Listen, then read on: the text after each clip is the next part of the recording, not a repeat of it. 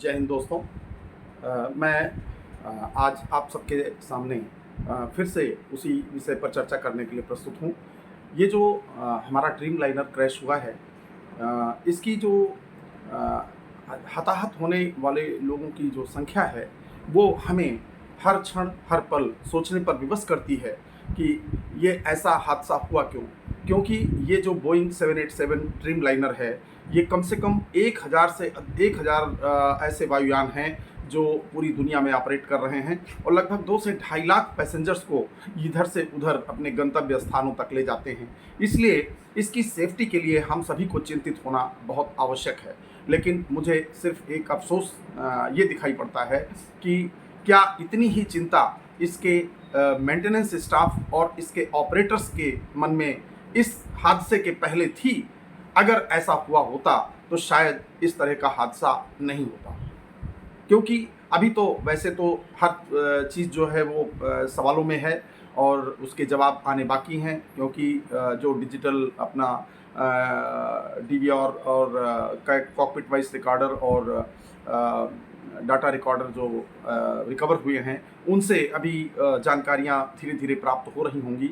लेकिन मैं फिर एक बार यही कहना चाहता हूं कि इन्वेस्टिगेशन बहुत ही फुल प्रूफ तरीके से और चीज़ों को सामने लाने के नज़रिए से होने चाहिए और तथ्यों को सामने जरूर आना चाहिए, क्योंकि ये सामान्य जनमानस की सुरक्षा से जुड़ा हुआ मुद्दा है। आज हवाई यात्रा इतनी आम हो गई है कि आम जनमानस, हर व्यक्ति अपने गंतव्य स्थान पर सही समय पर पहुंचने के उद्देश्य से जो है हवाई यात्राएं करता है।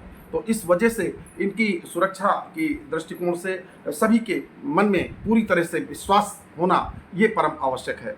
क्योंकि जैसा कि अभी देखा जा रहा है, इस हादसे के पहले एक किसी सारा एडम्स का जो ट्वीट था कि बहुत बड़ा हादसा होने वाला है और उसमें ऐसा होने वाला है, और एक अखबार में भी जो फोटो छपी थी उसी की तरह का जो हादसा हो जाता है, तो वो भी सवालिया निशान खड़े करता है। और साथ ही साथ इस एयरक्राफ्ट के विषय में सबसे बड़ा सवाल ये उठता है कि यह वायुयान उसी दिन दिल्ली से चल करके अहमदाबाद आया था और फुल जॉम पैक्ड पैसेंजर्स को लेकर के आया था। तो उस फ्लाइट को लाने वाले जो पायलट्स थे, उनको कहीं कोई किसी प्रकार की कोई दिक्कत उस प्लेन में नज़र नहीं आई और वो वहाँ से आकर के और अहमदाबाद में लैंड कर जाता है। लैंड करने के बाद वहाँ पर मेंटेनेंस स्टाफ भी उसको देखता है, वापस रिफ्यूल किया जाता है, सारी कार्रवाइयाँ की जाती हैं और फिर से जो है ये पायलट्स इनको उस एयरक्राफ्ट को जो है एक्सेप्ट करते हैं, उसको प्री स्टार्ट चेक्स वगैरह करते हुए टेक ऑफ करते हैं। और लेकिन टेक ऑफ के समय जो हमें वीडियो दिखाई पड़ता है, इसको बार बार जब हम देखते हैं तो हमारे मन में एक ही शंका उत्पन्न होती है कि जब ये अपनी स्पीड गेन कर रहा था रनवे पर, तो उस समय जो वो गो नो गो पॉइंट पर जो डिसीजन, उस लेवल तक जो डिसीजन होना चाहिए, कहीं उसमें किसी प्रकार की कोई चूक तो नहीं हो गई? वो अभी जो पैरामीटर्स जब चेक किए जाएंगे, खंगाले जाएंगे कि वो स्टार्ट के समय क्या स्पीड थी, उसको जो है रोल आउट होने के समय, और उस अनस्टिक होने से पहले उसकी क्या स्पीड पहुंच पाई थी और उससे 5 सेकंड पहले क्या स्पीड थी, जिससे कि क्या कहीं हरी में तो नहीं उसको फुल थ्रोटल करके और उसको एयरबोर्न करने का प्रयास किया गया, और ये ऑपरेटर पॉइंट ऑफ व्यू से है, या कौन सी ऐसी गड़बड़ियां थी? क्योंकि बार बार सुई वहीं अटक के आ जाती है कि दोनों इंजनों का थ्रस्ट खो देना या थ्रस्ट न दे पाना, ये एक बहुत बड़ी चिंता का विषय है। क्योंकि ये एयरक्राफ्ट इतना सुरक्षित है कि एक इंजन के साथ ये टेक ऑफ कर सकता है, लैंड कर सकता है और फ्लाई भी कर सकता है। तो ऐसी स्थिति में ऐसा क्यों हुआ? क्या ये सोची समझी रणनीति के तहत दोनों इंजनों को शट डाउन करने की किसी प्रकार की कोई सबोटाज की कोशिश की गई है? इन बिंदुओं को पूरी तरह से खंगालने की आवश्यकता है और मुझे पूर्ण विश्वास है कि जो भी टीमें इसमें लगी हुई हैं वो ज़रूर इनको खंगाल रही होंगी। क्योंकि एक और चीज़ समझ में आती है, अभी जो ट्रेंड चला है उस दिन के इस एक्सीडेंट के बाद से अचानक बहुत सारे विमानों में ये स्नैग रिपोर्ट करने की बाढ़ आ गई है। जैसे कि अभी आज ऑपरेटर्स को जहाज़ों में कमियां नज़र आने लगी हैं। ये कमियां उस एक्सीडेंट के दिन के पहले क्यों नहीं नज़र आई लोगों को?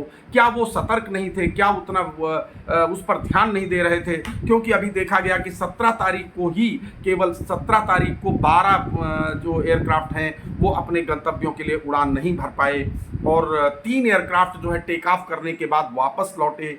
और कल की भी घटना है कि इंडिगो की फ़्लाइट जो दिल्ली से लेह को जा रही थी, वो जो है कुछ देर तक कुछ दूरी तक जाने के बाद वापस इमरजेंसी डिक्लेयर करते हुए, इमरजेंसी लैंडिंग तो उसको नहीं कहा गया, लेकिन उसमें तकनीकी खराबी बताते हुए वापस दिल्ली में उसको लैंड कराया गया। उसके बाद में स्पाइस जेट का भी एक विमान जो है वापस लौटा। तो ये हमारा कहने का तात्पर्य ये है कि क्या अभी इस इंसिडेंट के बाद ही लोगों की नींदें जगी हैं और लोग चीज़ों को देखना शुरू किए हैं कि हाँ जहाज़ों में क्या गड़बड़ियाँ हैं, और क्या उससे पहले वो नज़रअंदाज करते हुए हाँ ठीक है हमने टेक ऑफ किया, हमने अपनी ट्रेवल कर ली और वहाँ पर लैंड करा दिया, उसके बाद हमारा काम ख़त्म हो गया?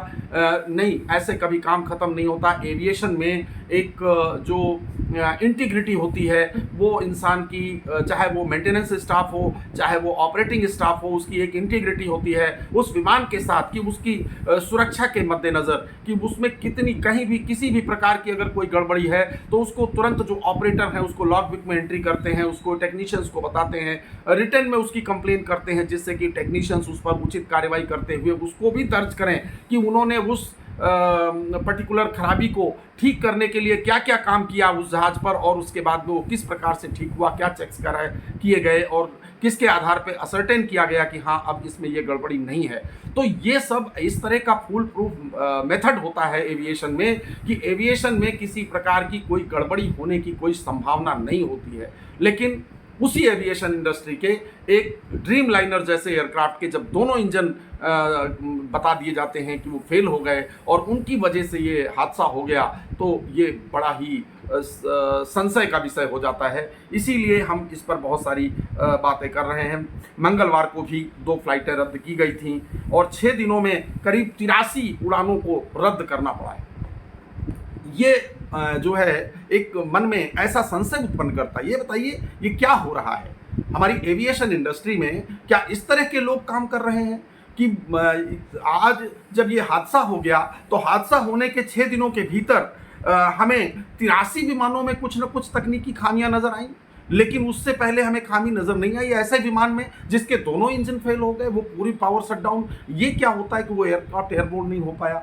चलिए मैं ये मान सकता हूँ कि इसमें कहीं ना कहीं तो कोई ना कोई मानवीय चूक जरूर हुई होगी, और या फिर अगर कोई सैबोटाज का एंगल है तो उससे नकारा नहीं जा सकता।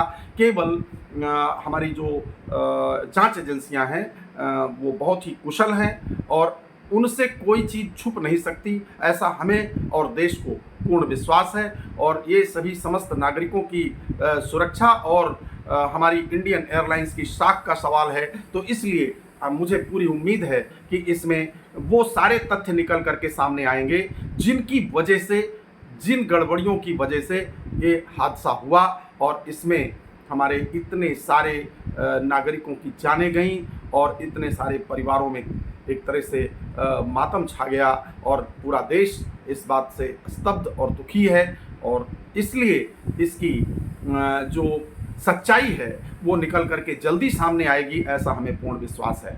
जय हिंद दोस्तों। मैं जैसे ही कोई फ्रेश अपडेट मिलता है मैं फिर से आपके सामने हाजिर होऊंगा। तब तक के लिए आपसे एक ही गुजारिश है कि हमारे इस चैनल को सब्सक्राइब जरूर कर दें, क्योंकि ये आपके लिए मात्र 1 सेकंड का काम है, लेकिन ये हमें बहुत ही हौसला देता है और मोटिवेट करता है कि हम समसामयिक विषयों पर कुछ और भी वीडियोस बनाकर आप सबके सम्मुख प्रस्तुत कर सकें। जय हिंद, जय भारत, वंदे मातरम।